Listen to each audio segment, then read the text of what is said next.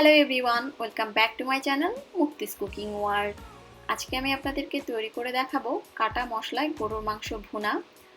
এই রান্নাটা করার জন্য কোনো ধরনের বাটা মশলার প্রয়োজন হয় না। হাতের কাছে থাকা সামান্য কিছু মশলা কেটে কুটে নিলেই কিন্তু এই রান্নাটা খুব ইজিলি করে নেওয়া যায়। এটা তৈরি করা যতটা না সহজ, এটা খেতে তার থেকে অনেক গুণ বেশি মজার। বিশেষ করে ব্যাচেলারদের খুবই হেল্পফুল হবে রেসিপিটা, আমি মনে করি। তো চলুন দেখে নেওয়া যাক কীভাবে তৈরি করতে হয়। এর জন্য একটা হাঁড়িতে আমি নিয়ে নিয়েছি 1 কেজি পরিমাণ গরুর মাংস। এখানে আমি হাড় চর্বি সব কিছু সহ নিয়েছি। আর আমি যে হাঁড়িতে রান্না করব ওই হাঁড়িতে আমি মাংসটা নিয়ে নিয়েছি, একবারে এই হাঁড়ির মধ্যেই মেখে নিব। তো এর মধ্যে আমি দিয়ে দিলাম 1.5 কাপ পরিমাণ পেঁয়াজ কুচি। এই রান্নাটায় পেঁয়াজ কুচিটা একটু বেশি ব্যবহার করতে হয়, কারণ যেহেতু বাটা মশলা ব্যবহার করা হবে না, তাই 3 টেবিল চামচ পরিমাণ দিয়ে দিলাম আদা কুচি, আর দিয়ে দিলাম 3 টেবিল চামচ পরিমাণ রসুন কুচি। এখন এর মধ্যে আমি দিয়ে দিচ্ছি 2 টেবিল চামচ পরিমাণ শুকনো মরিচ কুচি, দিয়ে দিচ্ছি স্বাদ মতো কিছুটা লবণ। এখন এর মধ্যে আমি দিয়ে দিচ্ছি 1/4 কাপ পরিমাণ টক দই, তবে টক দইটা যদি কারো হাতের কাছে না থাকে সেক্ষেত্রে না দিলেও হবে। এখন এর মধ্যে আমি দিয়ে দিচ্ছি 1 চা চামচ পরিমাণ জিরার গুঁড়া, আর দিয়ে দিচ্ছি 1 চা চামচ পরিমাণ হলুদের গুঁড়া।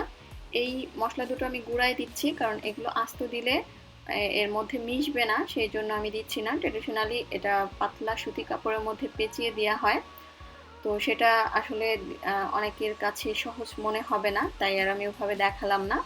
এখন এর মধ্যে আমি 2টো তেজপাতা, 3টা এলাচ আর 2 টুকরো দারচিনি দিয়ে দিয়েছি, আর দিয়ে দিচ্ছি 1/4 কাপ পরিমাণ রান্নার রেগুলার তেল।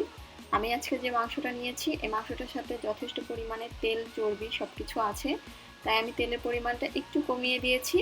তবে আপনাদের যদি মাংসের সাথে চর্বিটা কম থাকে সেক্ষেত্রে এখানে 1/3 কাপ পরিমাণ তেল ব্যবহার করতে হবে। সব কিছু খুব ভালোভাবে হাতের সাহায্যে মেখে নিতে হবে। চেষ্টা করবেন অবশ্যই হাতটাকে ব্যবহার করার জন্য। তো মেখে নেওয়া হয়ে গিয়েছে। এখন আমি হাঁড়িটাকে চুলায় বসিয়ে দিব।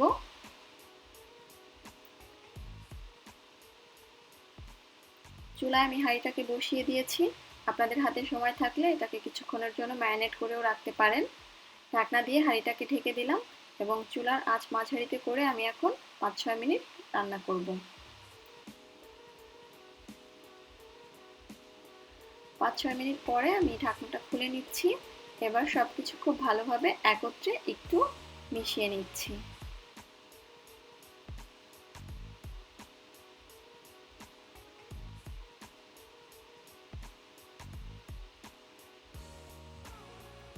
সবকিছু ভালোভাবে মিশিয়ে নেওয়ার পরে আমি আবারও ঢাকনা দিয়ে ঢেকে দিচ্ছি প্রায় 10 মিনিটের জন্য।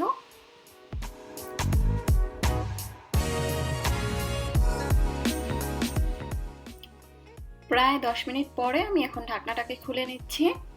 আর ঢাকনাটা খুলে নেওয়ার পরে এখন এর মধ্যে আমি দিয়ে দিচ্ছি 2টো পাকা টমেটো, আমি ছোট টুকরো করে কেটে নিয়েছিলাম সেটা। টমেটো দেওয়ার কারণে তরকারির কালারটাও ভালো আসবে এবং টমেটোটা গলে এর মধ্যে গ্রেভিটাও একটু ঘন হবে। তো চেষ্টা করবেন টমেটোটা দেওয়ার জন্য। যদি হাতের কাছে টমেটো না থাকে সেক্ষেত্রে না দিলেও হবে। এবার সব কিছু খুব ভালোভাবে একত্রে মিশিয়ে ঢাকনা দিয়ে আমি ঢেকে দিব। আর টমেটো গলে কিন্তু এর থেকে আরও কিছুটা পানি বের হবে, আর মাংস থেকে যে পানি বের হয়েছে এটা দিয়ে আমি পুরোপুরি মাংসটাকে সিদ্ধ করে নিব। চেষ্টা করবেন এক্সট্রা পানি ব্যবহার না করার জন্য, এতে করে মাংসের টেস্টটা বেশি ভালো আসে। তো প্রায় 40 মিনিট পরে আমি ঢাকনাটা খুলে নিলাম, আর এরই মাঝে কিন্তু মাংসটা পুরোপুরি সিদ্ধ হয়ে গিয়েছে।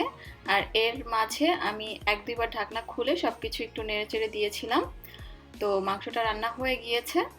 এখন আমি চুলার জালটা বন্ধ করে মাংসটাকে পরিবেশন করে নিব।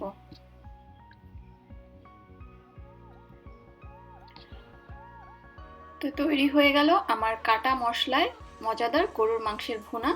এটা তৈরি করা কতটা সহজ সেটা তো দেখেই নিলেন। তো আমি আশা করছি আপনাদের কাছে আমার আজকের এই ভিডিওটা ভালো লেগেছে। তাহলে আজকের মতো আমি এখানেই বিদায় নিচ্ছি। সবাই খুব বেশি ভালো থাকবেন। আল্লাহ হাফেজ।